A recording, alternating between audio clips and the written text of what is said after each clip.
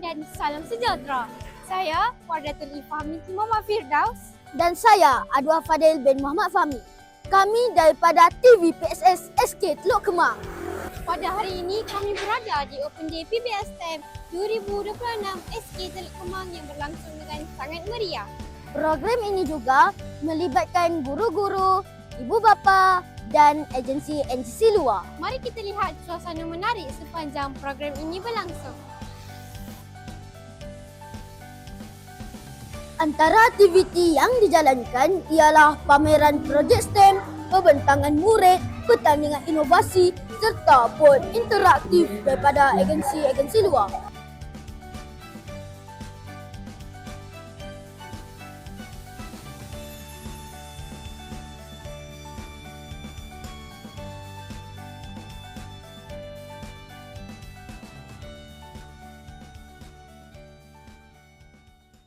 Kini bersama saya, salah seorang guru penyelaras PBS STEM pada tahun 2026.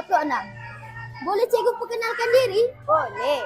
Nama saya Cikgu Mastura binti Fisal. Saya selaku penyelaras program PBS STEM SK Teluk Kemang bagi tahun 2026 ini.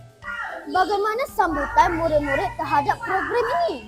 Sambutan pada kali ini sangat meriah. Ramai agensi-agensi yang terlibat. Contohnya Balai Cerah, Polis, Tabung Haji, Pusat Ikan Hiasan, Eksploria Sains dan banyak lagi. Nantikan juga projek-projek pembentangan dari sekolah-sekolah yang terpilih.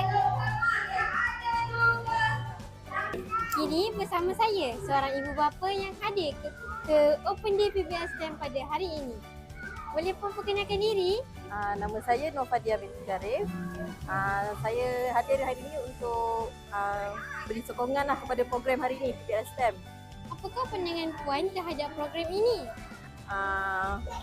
Sebagai ibu bapa, saya rasa macam teruja lihat program macam ni boleh dijayakan di sekolah ni lah. Apakah harapan puan terhadap program ini pada masa hadapan? Harapan saya agar akan datang diteruskan program macam ni sebab menariklah bagi saya sebab dapat tengok kreativiti murid-murid dalam menghasilkan diorang punya projek. Saya sangat memberi sokongan lah untuk program ni. Terima kasih puan. Terima kasih.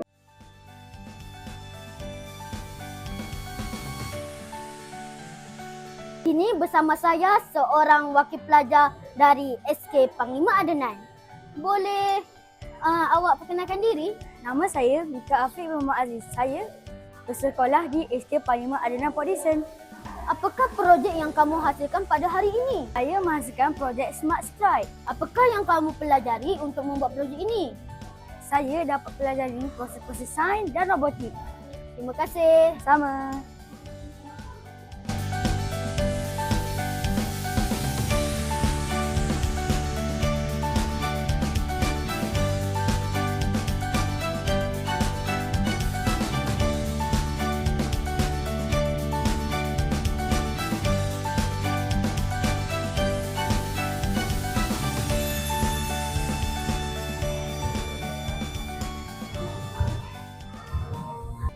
Jelaslah bahawa Open Day PBS STEM SK Teluk Kemang 2026 mampu membuka peluang pelajar menunjukkan bakat dan kreativiti mereka. Program seperti ini juga dapat mengeratkan hubungan antara sekolah, ibu bapa dan komuniti luar.